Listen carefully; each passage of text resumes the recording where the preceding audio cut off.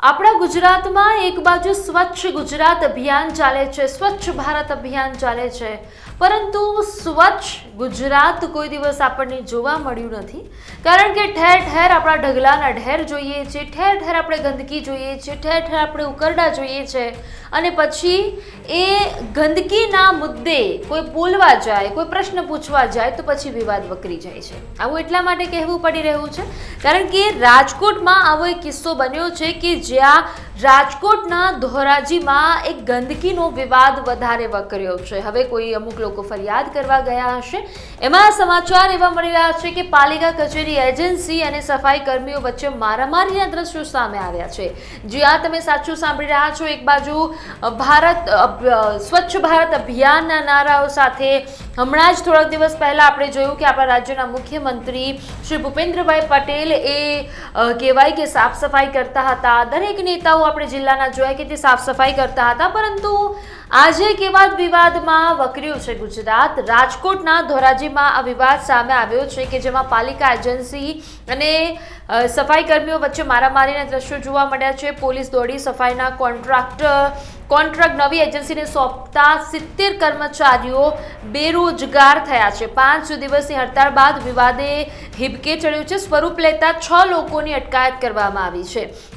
શહેરમાં રોગચાળાનો ખતરો વધતો જાય છે કારણ કે હવે પવિત્ર દિવાળીનો તહેવાર આવી રહ્યો છે અને દિવાળીના તહેવારના આગમનના દિવસોમાં જ કંઈક આ પ્રકારની સ્થિતિનું નિર્માણ થયું છે. ત્યારે ધોરાજી શહેરની ગંદકી અને કચરાના સામ્રાજ્યમાં ફેરવાઈ ગયું છે. નગરપાલિકાને નવી સફાઈ એજન્સી સામે 70 જેટલા કર્મચારીઓ હડતાળ પર ઉતર્યા છે. 5મો દિવસ પણ યથાવત છે. આ વિવાદ હવે માત્ર ગંદકી પૂરતો સીમિત નથી રહ્યો, તેણે હિંસક સ્વરૂપ ધારણ કર્યું છે. આજે નગરપાલિકા કચેરી ખાતે નવી એજન્સી માણસો અને હડતાળ ઉપર ઉતરેલા કર્મચારીઓ વચ્ચે ઉગ્ર બોલાચાલી બાદ છૂટા હાથથી મારામારી થતા મામલો ગરમાયો અને પોલીસને પણ દરમિયાનગીરી કરવાની ત્યાં ફરજ પડી તેવા સમાચાર સામે આવે. એટલે કે હવે આ ફક્ત ગંદકીનો મામલો નથી રહ્યો, કારણ કે આ તો પાલિકાના જે માણસો છે અને પાલિકા માણસો સિવાય જે સફાઈના લોકો છે, સફાઈ કર્મીઓ છે, એમના વચ્ચે છૂટા હાથે મારામારી દ્રશ્યો છે સામે આવ્યા છે. હવે આ મુદ્દા પર નિવેદન પણ સામે આવ્યું છે, આપણે એ પણ સાંભળી લઈએ. આજે ધોરાજી નગરપાલિકામાં જે ટેન્ડરો બહાર પાડવામાં આવ્યા હતા એમાં જે કચરાવાળા કરી એજન્સીનું ટેન્ડર પાસ થયું છે એમાં પણ અમને જાણવા મળ્યું છે કે એને ડુપ્લિકેટ ડોક્યુમેન્ટ અને ખોટું કરીને એજન્સીને પાસ કરી દેવામાં આવી છે બોડી દ્વારા. તેમાં હું આજે જણાવું તો આજે આ 70 જેટલા કામદારો, કચરાની ગાડીના ડ્રાઈવરો, હેલ્પરો અને ટ્રેક્ટરોના મજૂર અને ડ્રાઈવરો લગભગ 15-20 વર્ષથી અહીંયા નગરપાલિકામાં કચરો ઉપાડવાની કામગીરી કરી રહ્યા છે.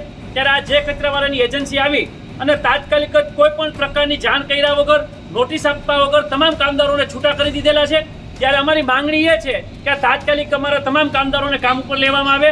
આ કામદારો માત્ર 50 કે 70 કામદારો નથી, આ 70 પરિવારની રોજીરોટી દિવાળી જેવા તહેવારે છીનવાઈ ગઈ છે. એટલે અમે તંત્રને પણ રજૂઆત કરીને રિક્વેસ્ટ કરી છે કે જેટલા કામદારોને છૂટા કરીને પરત કામ ઉપર લેવામાં આવે. જ્યારે કોરોના જેવી મહામારીમાં પરિસ્થિતિમાં લોકો ઘરમાં હતા ત્યારે આ જ કચરો ઉપાડનાર દરેક ડ્રાઈવરો, મજૂરો એ ઘરે ઘરેથી કચરો ઉખડાવતા હતા ને ધોરાજીની જનતાનું આરોગ્ય માટે કામ કરતા હતા. ત્યારે આજે એજન્સીએ આવીને તાત્કાલિક આ લોકોને છૂટા કરી દીધા. શું કહેશો? તમારી માંગ સ્વીકારવાની આગળની રણનીતિ શું? અમારી માંગણી સ્વીકારવામાં નહીં આવે, અમારા તમામ કામદારોને કામ ઉપર લેવામાં નહીં આવે તો અત્યારે તો માત્ર અમે ખાલી કચરાની ગાડી અને ટ્રેક્ટર જ કચરા ઉપરનું બંધ છે. જરૂર પડશે તો તમામ પ્રકારની સફાઈ કામગીરી પણ અમે બંધ કરશું અને આંદોલનો પણ કરવા પડશે તો આંદોલનો પણ કરશું. અત્યારે ધોરાજીમાં કચરો એટલી હદ સુધી ફેલાઈ ગયો છે કે લોકોનું આરોગ્ય જોખમાઈ રહ્યા છે. દિવાળી જેવો તહેવાર છે અને લોકોનું આરોગ્ય બગડી રહ્યું છે. મારું નામ દીપકભાઈ છે, ગીરી બાપુ. ધોરાજીમાં ચારેકોર ગંદકી અને કચરો એટલો બધો વધી ગયો છે કે જ્યાં માણસને હાલવું નીકળવું બહુ મુશ્કેલ થઈ પડ્યું. અત્યારે રોગચાળો એટલો થઈ પડ્યો, ઘરે ઘરે આજે બાકી ખાટલા થઈ પડ્યા. આજ 5-6 દિવસ થઈ ગયા તો કોઈ જાતનું કોઈ જોવા આવતું નથી, કોઈ જાતનું કોઈ કાંઈ કરતું નથી. અને નગરપાલિકા આવ જોવામાં વિચારવામાં જ નથી. એમ જ કે આ રોગચાળો ફાટે, આટલી બધી બીમારી થઈ પડી, ચારેકોર જેને તેને તાવ, આ તે મેલેરિયા જે બધાને થાય છે અને જાજે ભાગે દવાખાના અડિયું કાઢે છે. આ ગંદકી ઉપડતી નથી. ઘરે ચારેકોર જ્યાં આવે ત્યાં બધે ગંદકી પડી છે. દિવાળીનો તહેવાર નજીક છે, શું કહેશો? દિવાળીનો તહેવાર નજીક આવી રહ્યો છે અને ચારેકોર ગંદકી એવડી મોટી વધી ગઈ છે. નથી કોઈને નગરપાલિકાને આવું કે નથી જોવું કે નથી વિચારવું કે આ કાંઈ ઉપાડવું. મોદી સાહેબનું એક મિશન છે કે સ્વચ્છ ભારત રાખવાનું. આ સ્વચ્છ ભારત જ નથી, આ સ્વચ્છ ભારત કહેવાય. સ્વચ્છ ભારતમાં તો ચારેકોર સફાઈ હોવી જોઈએ, ચોખ્ખાઈ હોવી જોઈએ. નથી, કોઈ આવતું જ નથી, કોઈ જોતું જ નથી.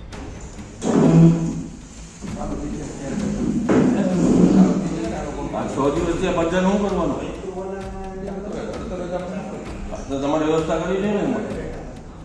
તમે કચરો જોવો તમે ચારે બાજુ કચરા પૈડા હા, ગંધ સાચી વાત છે તમારી. અમે એ પાર્ટીને સમજાવીને વાટાઘાટો કરાવીએ છીએ. જલ્દી વહેલું ચાલુ થાય એવા આપણે એમને દિવાળી તહેવાર નજીક છે. આ 6 દિવસ છે, હજી તમે કોઈ જાતનું અમે વિચાર્યું નથી તો કેટલા દિવસ પછી વિચારશો? એ ડિપાર્ટમેન્ટલી ના થાય. એના માટે માણસો જોઈએ, એજન્સીને વર્ક ઓર્ડર આપી દે. તમારે પહેલા વ્યવસ્થા કરવી જોઈએ ને કે આ પછી શું કરે?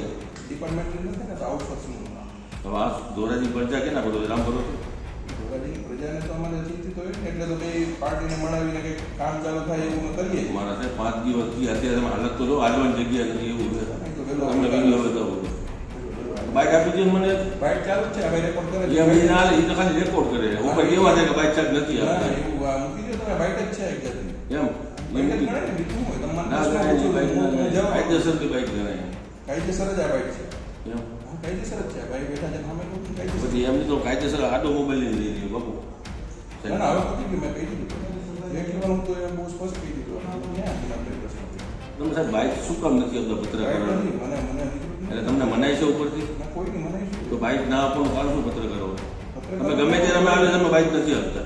બાઇક આપવાની જ નથી સરકારને. તમે કઈ લેખિતમાં આપો તો હું તમને આવા લેખિત આપી. પત્રકારો નો આપે છે. કોઈ નેતા નથી કે કોઈ પેલો મોટો સાહેબ ચીફ નથી. ઓફિસરની ફરજમાં આવ્યો છે. ના, ફરજમાં તમે લેખિતમાં આપો એટલે અમે માન્ય લેખિતમાં આપો. પત્રકારો લેખિતમાં ન આપે કે બાઇક આપો લેખિતમાં ન આપે.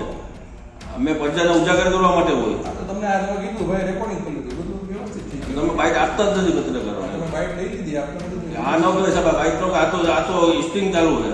બાઇક નો કહેવાય. સ્ટીરિંગ કરી નાખ્યું. ન આપો તમે બાઇક ન કરો ગમે તે તમે આવું કરો છો. ચીફ ઓફિસર સાહેબનું સ્ટીરિંગ. તમારા પત્રકાર છે એમ મને એમ જ બાઇક બાઇક નથી. નથી, પત્રકારો મિત્ર જ છે મારા, બધા મિત્ર છે. તમે બાઇક તમે કાયદેસર તમે આપો તો તમારે કામ થઈ જાય.